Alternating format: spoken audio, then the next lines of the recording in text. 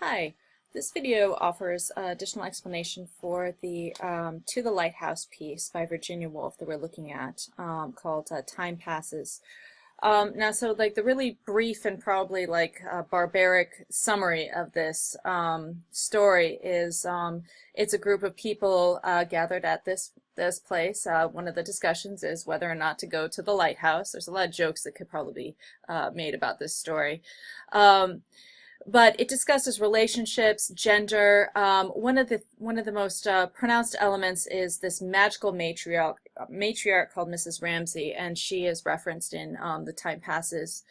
So they're at this house. They have this evening, and there are many indications of transformation, and there's all these like kind of subtle messages regarding society, right? And this night ends, and you see the ending at the beginning of this Time Passes excerpt. And, explanatory. The title gives you what is happening during this particular passage. Is we're showing a large passage of time. We're showing a nostalgia. There is an element of loss in there, and reflecting on trouble. Those are the themes that we're going to be focusing on here, and how those are delivered using the stream of consciousness technique. Virginia Woolf is one of the kind of key stream of consciousness writers. Her work is very ornamental, I'd say. It's a little. There are passages that I found to be very beautiful, but I have no idea exactly what they mean upon first read. So don't be intimidated if it's a little bit jumbled.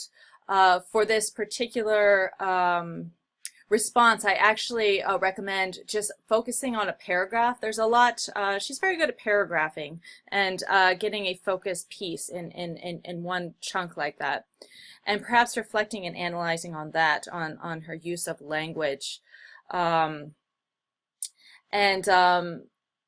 how does this use of language affect the meaning and the experience of some of these themes of time passing, of decay, of loss. I'd like to point particularly to the section 3. In the language, we have a sense of loss and turmoil, and then we have this punctuating point where we find this magical matriarch, Mrs. Ramsay, has actually passed.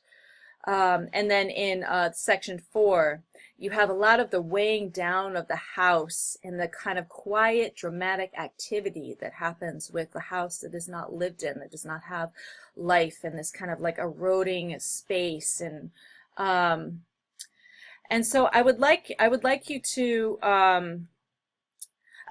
also, in addition to kind of reflecting on how this is done, also consider how this section would be different if it was written in a more traditional way. You know, what would be gained, what would be lost, and how might you explore the sense of time in your own writing, maybe using some similar techniques. There will be another prompt that kind of like is kind of a spin-off of this that will happen next week, but I wanted to separate it because I wanted to allow some extra time to look over this particular piece.